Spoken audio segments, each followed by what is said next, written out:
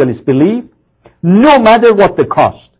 These people are materialists first and scientists second. Do you see any resemblance?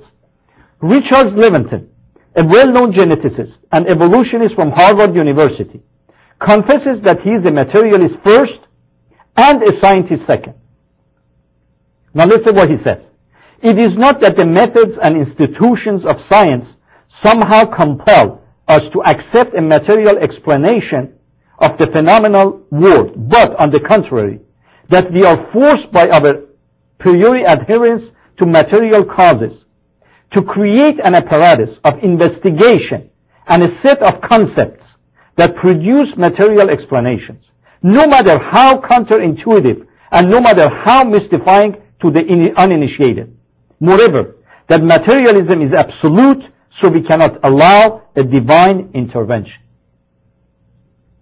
You see, brothers and sisters, the resemblance here from Mr. Levinson and a geneticist and evolutionist from Harvard University. These are basically the icons.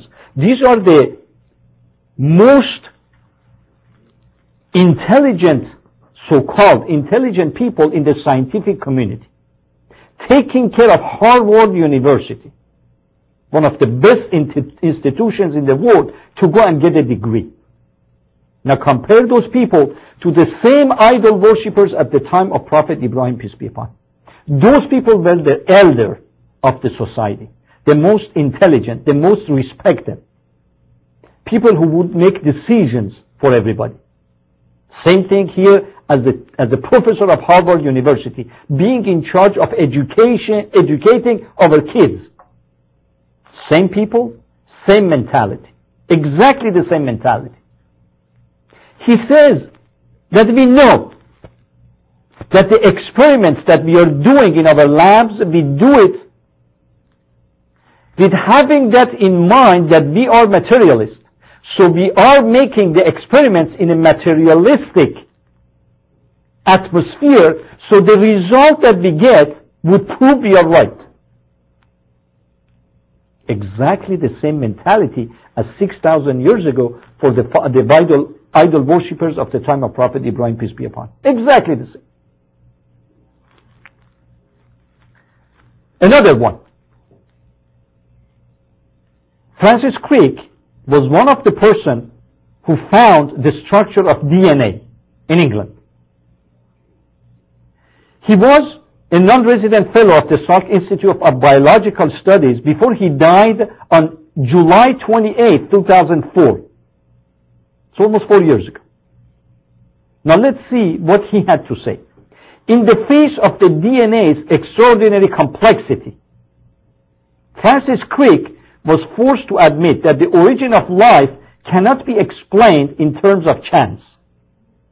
Despite being a convinced evolutionist, Crick had to admit what was apparent after he witnessed the miraculous structure of DNA.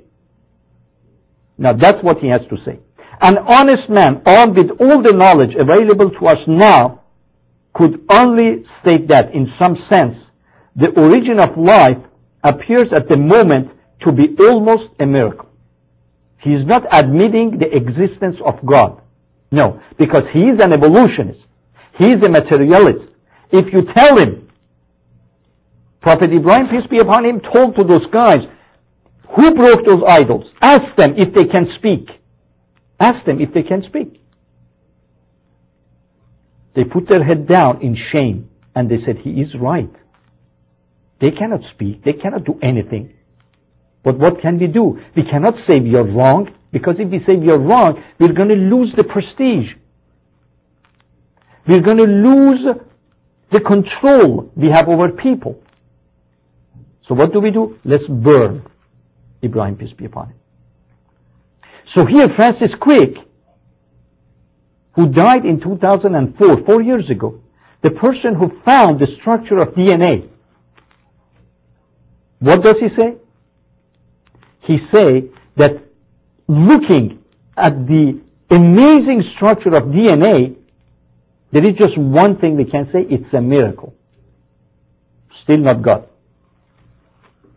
Not only has our century witnessed people who, despite seeing the truth, refuse to abandon superstitious belief because of their devotion to the materialistic dogma. People with such mindsets have existed at all times. As I said, the dialogues between materialists and Prophet Abraham in the Quran inform us of this. The materialists in his time worship idols that they had made with their own hands, adopting them as their deities. They claim that certain effigies that themselves created, which actually have no power to do anything, when in fact the creators, regulators, and lords of the entire universe. You might imagine that such paganism is the future of only ancient times, yet the logic of the 21st century denies it exactly the same way.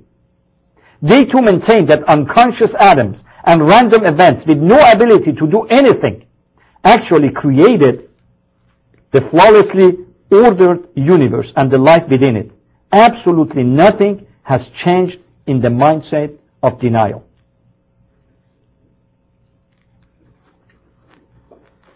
Surah Naml, ayah number 14. And they denied them unjustly and proudly, with their soul had been convinced of them. Consider then how was the end of the mischief makers. Now, inshallah, next week, I would bring you some statements from Darwin himself, that how confused he was when he was writing his book, The Origin of Species. How confused he was. And he knew very well himself that he was writing nonsense. And when you would see what he had to say about his own writing, you would understand why people gathered around him and pushed him to finish his book. Because that book would open the doors for crazy politicians to implement their imperialistic ideas. Now today, the imperialist, people who have imperialistic ideas, use the same thing. The same mentality. Now before, they wanted to, the strong people wanted to go and take care of the weak people and get rid of them. Now we want to bring democracy. Now we want to bring democracy because we are the superior race, because we are more intelligent, because we understand things better. Now we want to bring democracy to weak people, to the weak species, because they can't do it. They don't have enough intelligence. They don't have enough education and culture to bring democracy to themselves. So we have to bring it to them. And if they don't want it, we're going to bring it by force. We're going to kill them to accept it.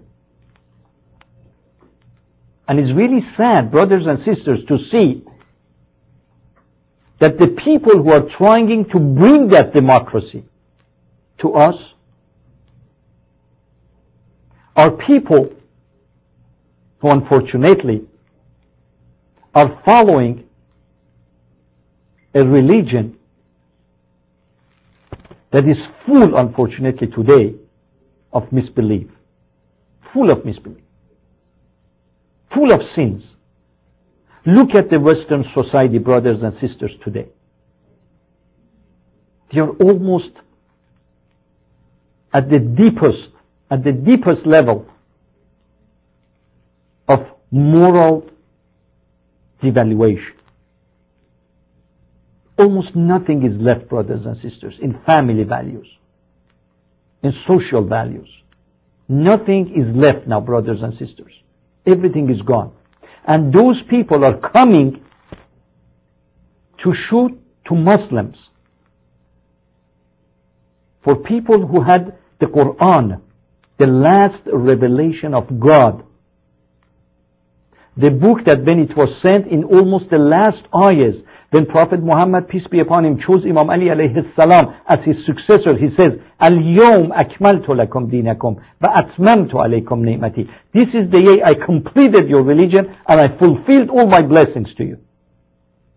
Now we are, brothers and sisters, because we went the wrong way, because we chose the wrong leaders from the beginning, 1,400 years later, Muslims have to be crushed, have to be killed, have to be tortured, have to be put in jail because the superior race is coming to bring us democracy.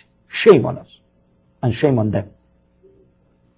Thank you, brothers and sisters, for listening to the program. Inshallah, next week we would continue with some